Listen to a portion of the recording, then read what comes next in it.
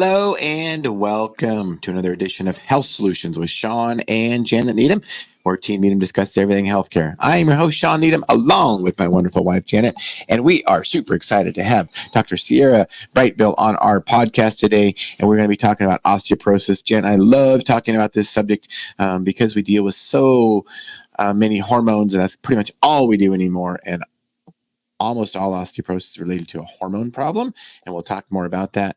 Jan and I talk about this all the time and how important bone density is and bone strength, and we'll talk about that also because it doesn't matter how healthy you think you are, but if you fall down and break a hip when you're 75 years old because your bones aren't strong enough, you can lead a pretty miserable life. It's one of the most, osteoporosis is one of the most debilitating diseases for women.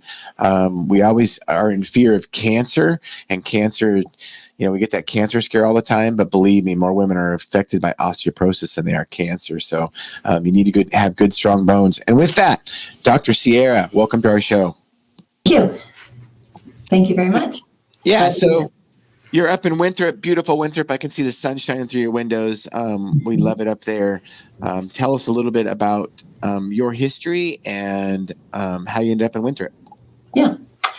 Well, I, like a lot of my classmates back on the East Coast at the Ivy League school that I went to, moved west as soon as we graduated. And I moved to Seattle, and I thought I would get residency and go to University of Washington. But I fell in with a group of people who were really interested in naturopathic medicine. And since I was open to it, because I spent a year in Germany studying some of their medical practices when I was in a gap year in college, I decided to investigate, and I liked what I was hearing. I always enjoyed exercise and nutrition, and I'm really glad that I did the naturopathic program. And that ended in 97, and then I moved out to the Methow Valley, and I've been in practice now continuously for 27 years. 27 years, which is the longest practicing medical-oriented doctor in the whole county, which is one of the largest counties in the state. So it's pretty crazy. Yeah. That is so cool. I know. We started our practice in 1998, and I think we've been working with you pretty much ever since then. So I'm glad you chose naturopathic medicine, and I'm glad we ended up meeting you. So tell us a little bit about osteoporosis. I know it's one of your passions to treat in your clinic. So tell us a little bit about osteoporosis and the treatments that you go through with patients and the discussions you go through. Yeah. Well, the first thing is that I recommend people have their first bone mineral density test at 35 or 40. Mm-hmm. And the reason I do that is because there's so much opportunity between age 35 or 40 and the average age of menopause, which is about 50 to 53. That gives me at least 13 years to really help women when they're having their natural ovarian cycling to use some of the extra nutrients that it takes so that your body has not just the hormones, but the raw materials for building bone. And then it's also, a time when I think a lot of women and men are still really oriented toward exercise. They haven't had, especially in the area that I'm living, people enjoy that exercise. So anyway, I think one of the most important things is early screening. And my understanding is that a lot of physicians don't do early screening, and because it's so inexpensive, I really don't understand why. It's one of the bedrocks of my practice is to test. When I have a client that shows that she's in the osteopenia category, that means just between the top of the curve and say the inclusion of 30% of the individuals who are low, I start a regime right away. And the regime usually means that I assess testosterone, because testosterone levels do decline by a great deal after menopause. But before menopause, in a woman, we can treat. And that androgen has a tremendous effect on bone. So I often use just testosterone and DHEA replenishment before menopause in women. And in men, I have a slightly different approach. And then I also use a lot of strategies with about 20 different nutrients. So tell us what kind of tests do you normally recommend they do for bone density? Yeah. I always do the DEXA, which assesses lumbar spinal density and femur density. And the femur neck is always the lowest for people, and that is the majority of fractures. So I'll go to the hospital or the clinic nearby to do a DEXA. I used to have people coming in a lot who had the calcaneal ultrasound, and I just haven't seen that as much, but that is a very inexpensive way for individuals just to do bone density screening. They used to do the distal part of your radius, which is your wrist bone, and they stopped doing that, I think, in favor of just the lumbar spine and the femur. So it's a simple test to ask for. It's considered a screening test. If you have medical insurance and you have some family member that had osteoporosis, it'll be covered if you put down on the code family history of osteoporosis. And I'm looking at it now, and I'm looking at some pricing of a DEXA scan on Nancy that I actually did. Yeah. And I just want to see what that is. Let's see. Janet, while I get that, right. will you ask questions? Yeah. I love the fact that you are early prevention, because I feel like that is the key of something like this, because osteoporosis sneaks up on people. Mm-hmm. And I feel like if we can catch them in that early age, which is super important, but also nutritionally, I feel like Americans, and this might be true of other people too, but there's things in our diet that we should probably avoid or not exaggerate in our diet. So can we talk a little bit about that? Because I think that is something that is kind of being missed, especially maybe in our younger generations. Yes. I think that the amount of what you call acidifying substances in our diet is increasing. So we have a lot of substances that will create a kind of pH imbalance in your blood, and then in order to offset that, your body resources alkalinizing minerals. Mm-hmm. And the alkalinizing minerals, primarily phosphorus and calcium, are stored in your bone. So your body winds up breaking down bone on a daily, hourly basis in order to offset some of the things that acidify our diets. For instance, soft drinks, alcohol, too rich of a protein diet, because protein is formed from amino acids. So if you consume too much protein without the compensatory amount of alkalinizing plant substances, that also can be acidifying. Smoking is acidifying, or has some independent kind of activation for bone density loss.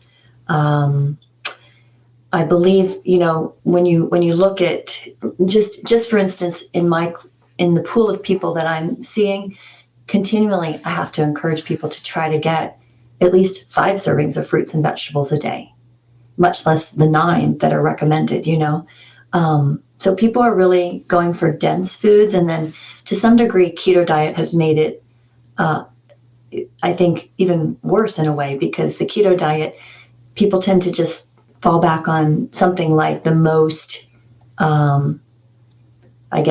narrow spectrum definition. So they're eating cheese and meat, right? And they are having the weight loss, but they're not, again, getting the alkalinizing substances or using other forms of protein-rich substances like legumes or things like amaranth or quinoa. So there is no way to really discuss osteoporosis without thinking about diet. The problem is that a lot of vegetables and fruits have lost a tremendous mineral content, because we just replenish the nitrogen, the phosphorus, and the potassium. We don't replenish anything else, and we've just made an art of using ammonia or potash or whatever we use in order to have things grow fast, but they're so depleted. In the end, you have to do both. You have to take supplements nowadays, and you have to try to continually find the best source of fruits and vegetables that you can, buying locally from your friends or neighbors, or doing trades, or buying, into CSAs, which are supportive of farmers. I think that's the only high quality produce that you can really depend on that will have a higher mineral content. Yeah. Yeah. It's interesting you bring that up, because it's so true. And, living where you live, it's really easy to see this because all the rivers around you. But it used to be that, a lot of the minerals from our the ground, not a lot. Most of the minerals from the ground would come from the rivers flooding every year. Yeah. And now that most of the rivers are controlled by dams, they don't have that flood every year. So the ground is not, the ground is depleting those nutrients because the rivers aren't sending that out everywhere. And if you've ever drank fresh river water in a good, clean river like the Iniat River, you can literally taste the minerals in it.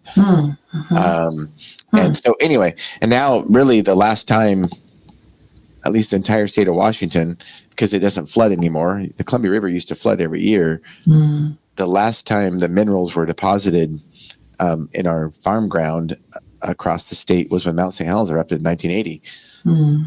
That's kind of the same concept then. So, and that was a good farm year the next year too, because it was such a mineral rich environment. So anyway, that's a side note. I never really thought of that before, but that is, I remember reading that when Lewis and Clark were finding their way to the West Coast, they could not figure out the direct route, right? Because they couldn't figure out which way the river was flowing.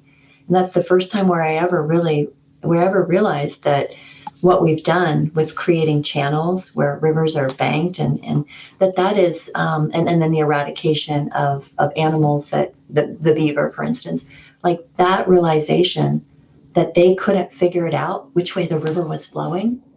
And so they would have to choose a tributary to try to, follow, and then they'd have to double back because they chose the wrong one. That's just so incredible. But yeah, things have really changed, just creating a secondary stream, is a major restoration event in our valley. People are, we collect all these downed trees to create some diversion, and there's all this planting so that we can create ground just for salmon to spawn.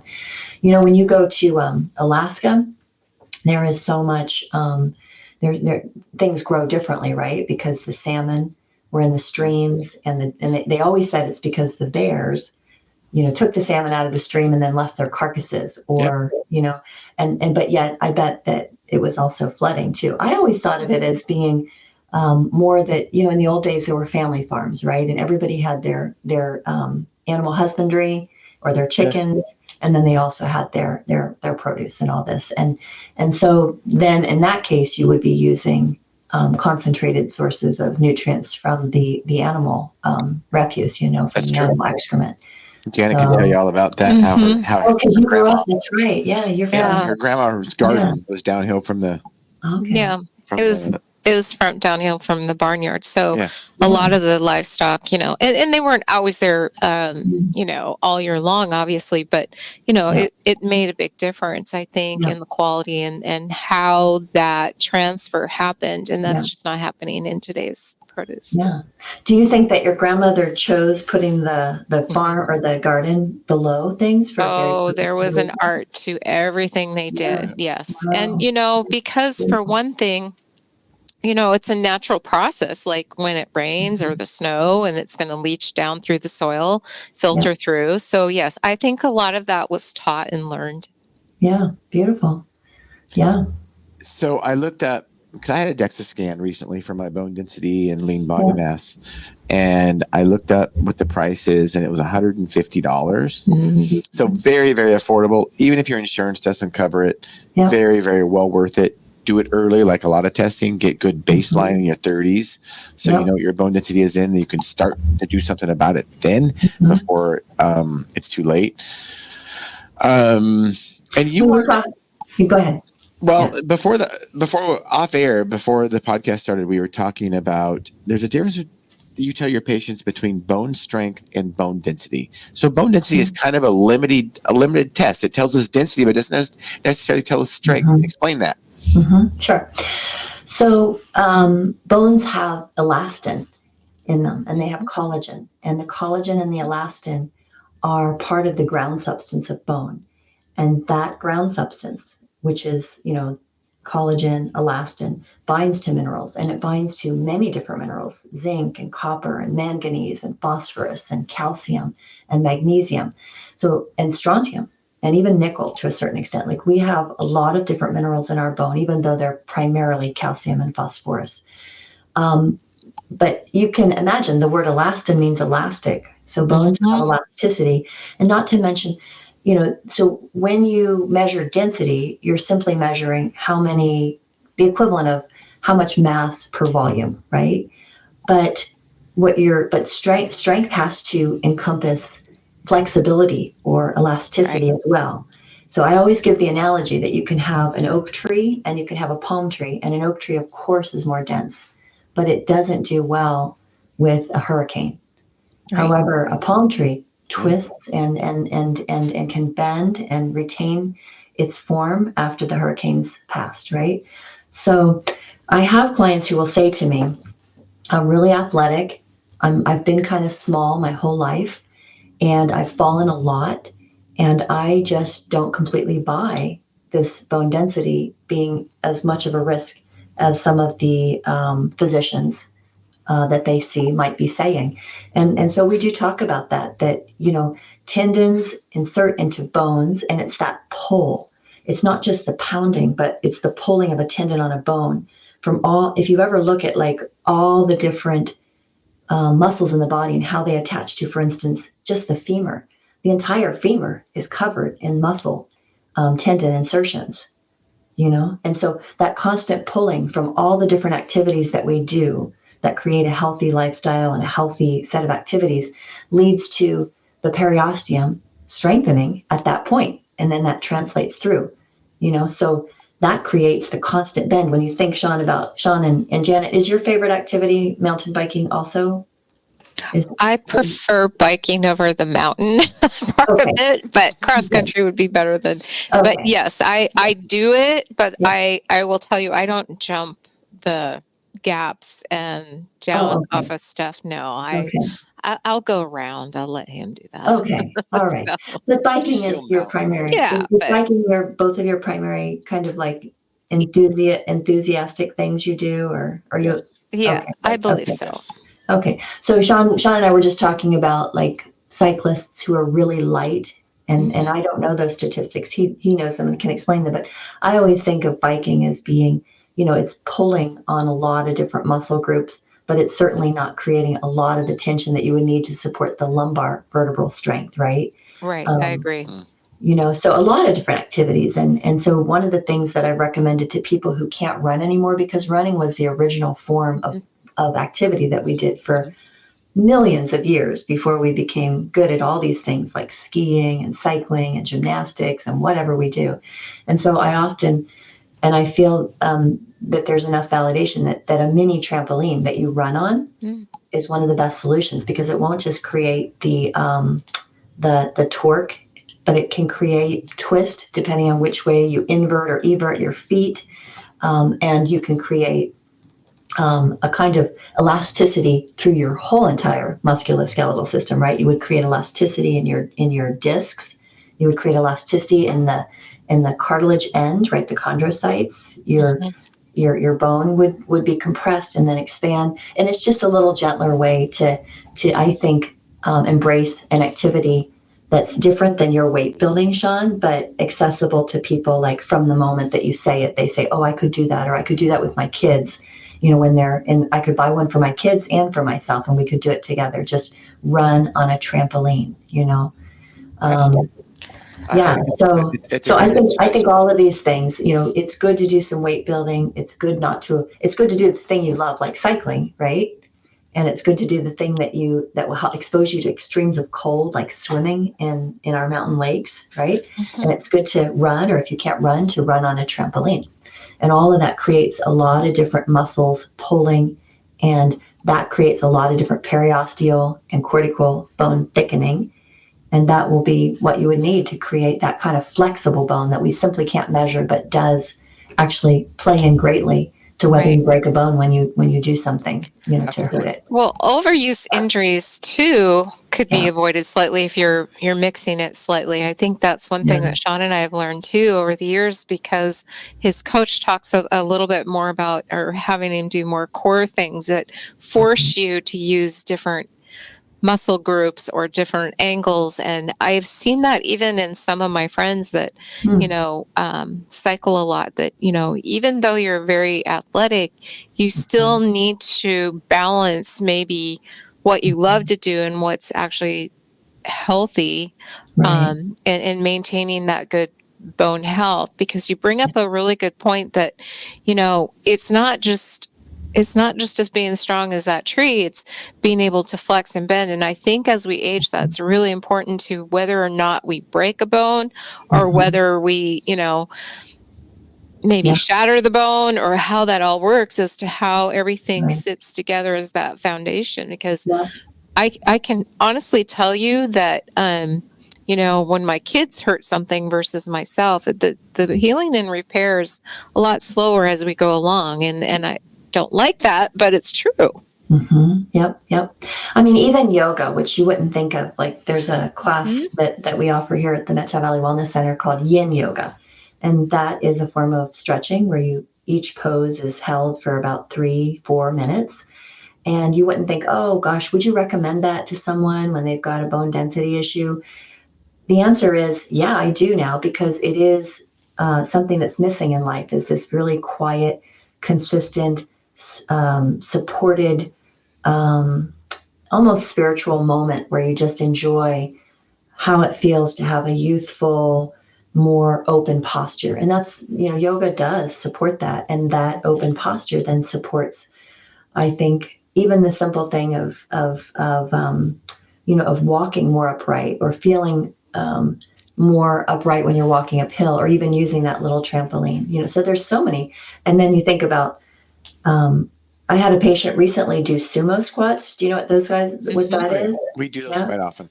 Yeah. So she never did that before, and she demonstrated what she did. And then she's an amateur cyclist who's very hardcore. And she actually seriously pulled her sacroiliac ligament, which there's actually something called sacroiliac syndrome. And it's a gigantic ligament that stabilizes your wings of your pelvis on your sacral and lumbar spine. Like, if you didn't have that ligament, you would just be tilting according to whichever muscle group was pulling it. Like, as a cyclist, your whole pelvis would be tilting to the left when you push down on the left, right? Or the right. But those ligaments are really important. And, I don't think most people break their sacrum or their ilia. They break mostly their radius of their wrist, or their lumbar spine vertebra with crush fractures, or their femur neck.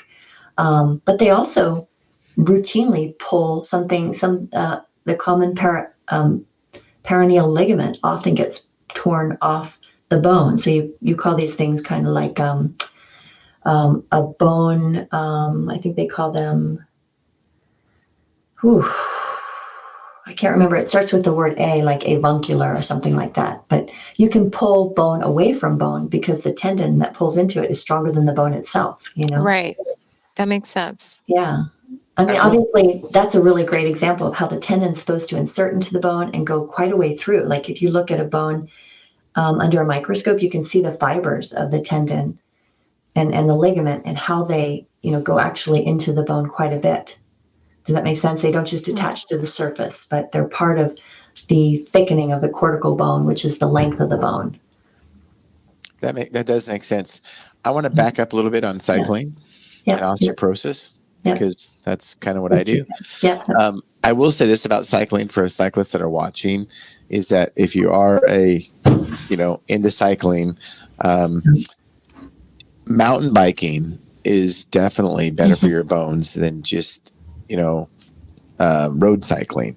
And because if you're going over rocks and jumps and bumps, you're getting compressions of your spine, you're getting compressions from your wrist and your arm. So mountain biking can be, especially if you go intense at high speeds over big objects, it's an intense full body workout. I will tell you, in a downhill race, if I'm racing in 3 minutes, I'm at VO2 max for 3 minutes. I go as hard as you can for 3 minutes. You would think, well, you're going downhill, how hard can it be? Well, if you're going over rocks really fast and jumps and trying to stay on your bike, then it's more than just your lower body, and it does increase bone strength. Now, I will say this: I still believe in gym work, because getting off the bike is so important. It's going to give you more lateral movement, even though you do get lateral movement mountain biking. talked to a young guy this weekend that actually tore his ACL mountain biking, and you wonder, well, how can you tear your ACL?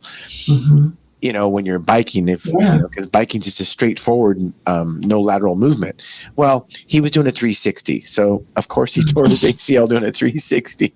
So there is lateral movement on a mountain bike, but not usually on a road bike. So So let's talk about, we're really big exercise enthusiasts. You and me, Janet.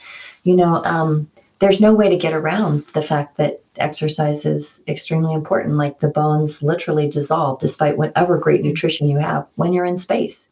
Absolutely. You need gravity, and you need, an abundance of that over and over again to create the rationale for your body having these bones.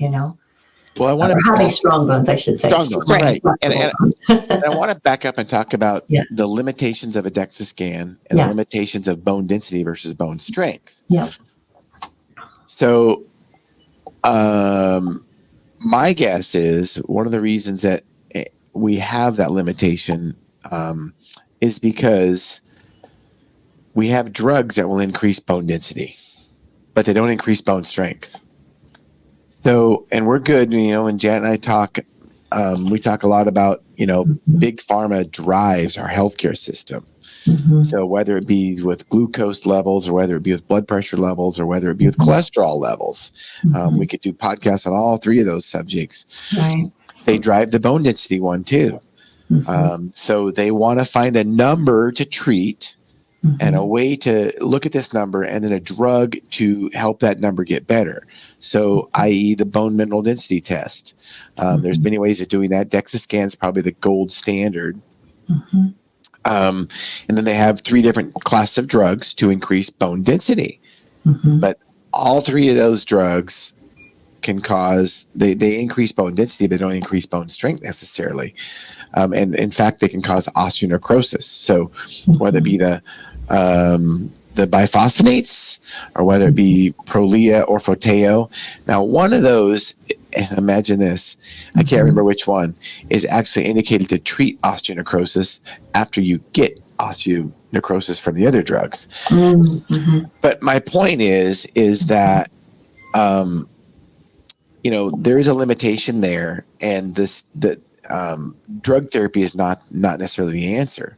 All 3 of those classes. I've never recommended ever. No, I never would either. I've had patients even at believe me, it gets worrisome when you have a patient who doesn't want to do pharmacologic therapy, and they actually did have a fracture, and their density is in the lowest 1% quartile, and they're a frail, sort of tall, 65-year-old woman. It really does. And I don't stand between them and their decision to do that. But the drugs that are used are, if you look at, for instance, parathyroid hormone analog. So I don't even memorize the name of the drug anymore, because there's a name brand drug, and then there's the chemical name of the drug. And my understanding is that a lot of main name brand drug companies actually don't really want the liability of maintaining that their patent on something, when there are starting to be litigious incidences of things like we're talking about, like problems with your jawbone, or vacuole. So let's just look at one drug form, right? Like the bisphosphonates. They bind to different places on your collagen and your elastin and your bone, and they create a disruption in osteoclastic activity. And osteoclasts are the bone cells that help to resorb bone. And that might sound bad, like let's block that. But the nature of strengthening bone is that you have a reabsorption of the bone from the places where it's not useful, and a laying down of new bone where it is useful. So dynamically, your bone is constantly being remodeled. I think most people think of bone as being like that deer femur that you found in your field, and they just don't think of bone as being the living tissue that it is. Right. It's a dynamic tissue. Yeah, you can't just block, and that's how all the hormones, so all of the drug approaches block osteoclastic activity. They block the resorption of bone. They don't increase bone being laid down. They don't build new bone. Yeah, like if you take the parathyroid hormone. I had a patient who was on that, and yeah, it impressively increased her bone density by 15% in 2 years. However, she developed kidney stones because parathyroid just, in its natural form, it increases. I know this sounds really strange, but it increases calcium absorption in your intestines, but it also increases calcium absorption in your bone. Does that make sense? So then you have your kidneys have to process more bone. Right.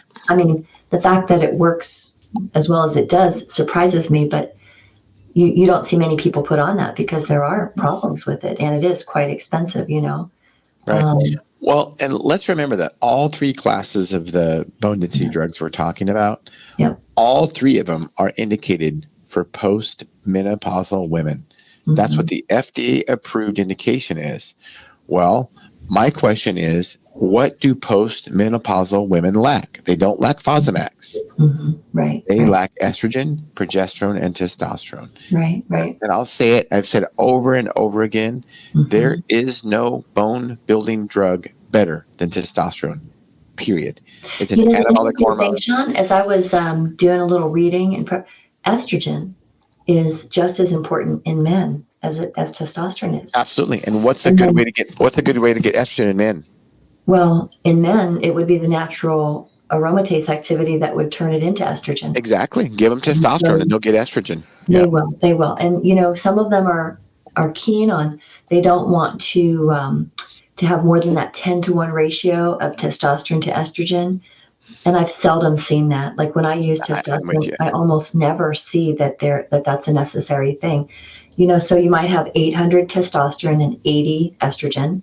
And hey, I always tell these guys that that's fine. You got that 10-to-1 ratio that's preferred. You don't need to do anything. You don't need to take saw palmetto. You don't need to take any Arimidex, one of the aromatase. Like the estrogen is just as important for men as it is the testosterone. Absolutely. And I'm not a big believer in estrogen blockers. I'm just not. Yeah. I think estrogen is really important for cardiovascular health, for brain health. And realize that, this whole estrogen blockade from men comes from, kind of the gym rat bodybuilder type that thinks they shouldn't need estrogen because they get gynecomastia. Well, first of all, when they inject testosterone in super physiological doses and you get these super high peaks, it's going to aromatize into estradiol unnecessarily.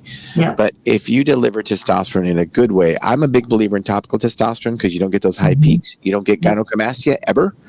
Then you don't have those side effects. And that's why it's important. The delivery of testosterone is super important. And I'm not a big believer in injections for that reason because it bypasses your skin, which is your skin is created to prevent things from being absorbed too fast. And anytime you bypass that protection mechanism, you get side effects. So, testosterone and estradiol both. Going back to the, using androgens. So I have felt for, 25 years that it's sexism in medicine that does not utilize testosterone for women.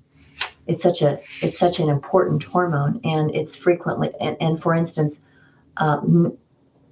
when a person's 20 or below, they're severely deficit. And I have so many female clients who have a total testosterone of 20 or below. Yeah. I always test it. And the healthiest levels that I've seen are, I would venture to say like 200 is really great for a woman. I've had a lot of people really worry about that because the ranges that the labs report suggest that a woman should be 40 or less. When I used to test this for younger women who thought they had dysfunctioning ovaries, they thought they had, polycystic ovarian syndrome, I found a few women who didn't have PCOS, whose testosterone was 85. And I thought, well, that's a good range, and since we're using hormone replacement therapy to try to roll back the clock, I want women to be at a minimum of 85. Most women do better at a level of 100 to 200. And okay. Yeah. Yep. So I'm with you. I'm moving in that direction of using even more. I've always used dissolving lozenges, but I've always wondered, and I guess this is putting it back on you, why, do you think that, with men, you have that thin scrotal tissue that you can apply hormones to, with a testosterone cream too. But women, obviously they have a vulvar vestibule or the vaginal mucous membrane. And yet it seems like not a lot of women use, say, for instance, I might want to use 2 to 3 milligrams of testosterone. Compare that to, say, 100 that I'll use with a man. A lot of women will only take it orally. What do you think about a woman using, testosterone submucosally or in the mucous membrane? I personally, if I was going to recommend one, I would recommend testosterone cream for women, and I would recommend they apply it vaginally. Why? Because it's a mucous membrane. You get great systemic absorption, but also you get great local effects vaginally. Yeah. Remember, testosterone is an anabolic hormone. That's why we're talking about for bone density. That's why athletes use it to increase lean body mass. It's also great for vaginal atrophy. There is no better drug for vaginal atrophy than testosterone. Estrogen doesn't hold a candle to it. I'm not saying estrogen is bad vaginally, but testosterone is even better for the vaginal tissue. So great systemic absorption, great local effects. You don't get those same local effects when you use it sublingually. And one of the things about sublingual is it's absorbed pretty fast, absorbed pretty well, but then it's testosterone, for instance, has a short half-life. So it's gone in the body, after a few hours sublingually. Whereas on the skin, this is what's wonderful about topical delivery of hormones, is that the skin only lets so much be absorbed over time, and it will slowly release it over time. So you'll get a slower release of the hormone because it's on the skin. Now, in the mucous membrane, it gets absorbed a lot faster, but if they apply it to the outer labia and inner thigh along with the inner vaginal area, then they'll get both the effects. Yeah, it's good. Yeah, I mean, there's always going to be clients that will not want to be prescribed estradiol. They've got a mother or a sister or personal history, and I know there are dissenters about the connection, but there's no doubt that estrogen does stimulate, mammary glands. You see it on MRIs when you have a postmenopausal woman who needs follow-up for maybe she had like a breast augmentation, and maybe she wants the breast augmentation reversed, right? So you'll see on an MRI, this is a more active physiologic tissue. So estrogen does stimulate mammary tissue, even though there's a lot of disagreement about how much that risk is. Skipping to, so what would I do for a woman who had osteoporosis and is being told, and I'm not going to get in the middle of that, but told she shouldn't do estradiol.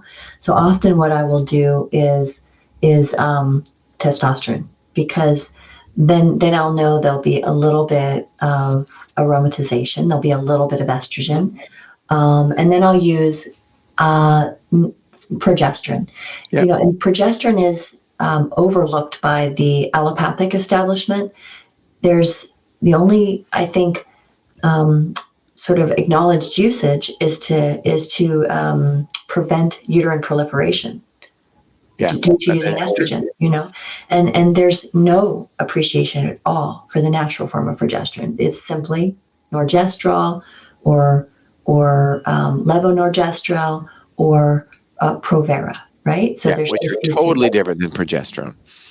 Well, progesterone's very absorbable, and it doesn't seem contraindicated for even breast cancer, and it is anabolic for for bone. When you think about what progesterone is, high in pregnancy, like really high. So progesterone stands for progestation, and numbers are like 900 times baseline. You are just churning out progesterone, and progesterone is linked with, I guess, sort of like wonderful hair growth, so wonderful synthesis of collagen in the body. And I think it must, because breastfeeding is a time when you give a lot of your calcium stores, like a lot of women will have a kind of momentary, depending on the length of time breastfeeding, loss of bone mass. The progesterone is important as a preceding event. it helps to build the stores of calcium and the strength of the bone, So, progesterone actually increases osteoblast activity. yeah. So Progesterone, you're saying? yeah, Yes. progesterone does. Yeah. And Yeah. estradiol decreases osteoclast activity. So Yes, that's right. estradiol will not build new bone. That's why it's important that we give estradiol with progesterone with estradiol. They're meant to work together. Yeah. So yeah, you're right. You can't give just estradiol or just, progesterone is more than just the uterus. It works in the brain. It works in the bone. Yeah. Progesterone is so important. So. I use 6 different hormones for everybody, nearly everybody. So I use two types of estrogen, and I usually do it at a 5-to-1 ratio. So I use 5 times more estriol, standing for 3, than I use estradiol, and then I also use more and more progesterone than I ever used to use. Sometimes I'm using even like 100 milligrams every day.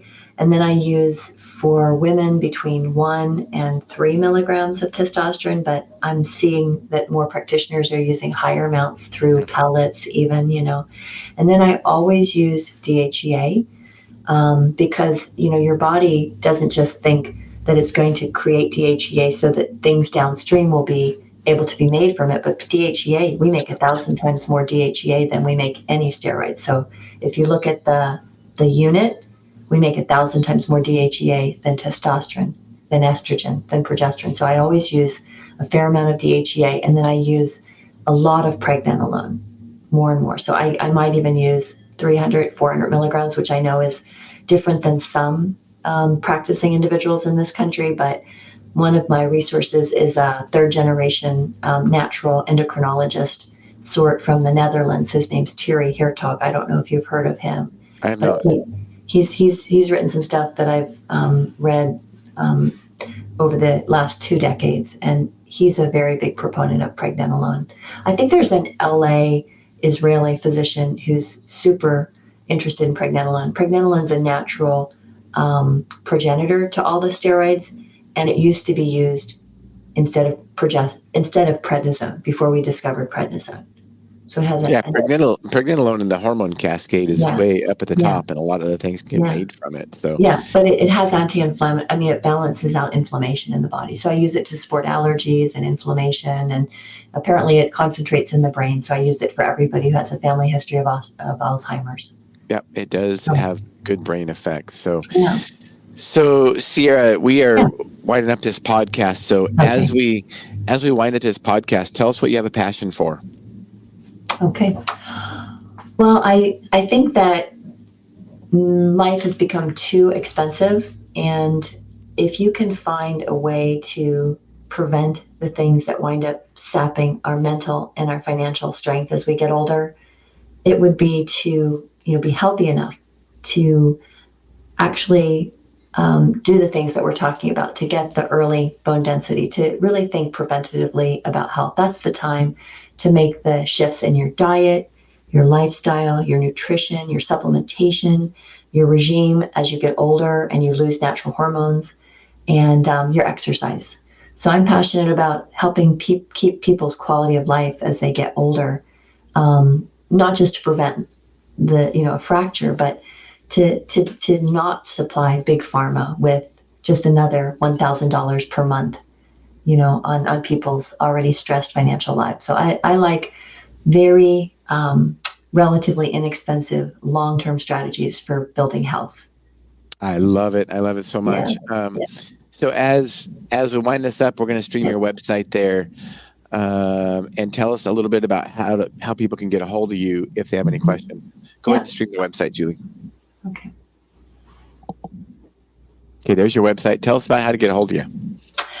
I think the best thing is to go to this website, metavalley.wellnesscenter.com, and to go to the contact page and do it the old-fashioned way. Actually, just call me.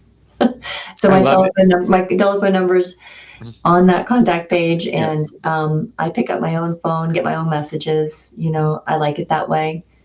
And I can do telehealth or in person anywhere in Washington. I love it. I love it. So you've helped us realize our goal today, which is to educate and empower individuals to take charge of their own health. I so appreciate you for being on today. All right. Thank you, Shawn. All right. Have a Thank you lovely so day. much. Thank you, Janet. Bye-bye. And listeners and viewers, tune in a few minutes because we're going to have Bryce Eddy on our podcast to talk about how to liberate yourself from government health care. So it goes right along with what Dr. Sierra and I have been talking about. So thank you for tuning in to Health Solutions with Shawn and Janet Needham. Thank you. Okay. Bye-bye. Bye-bye.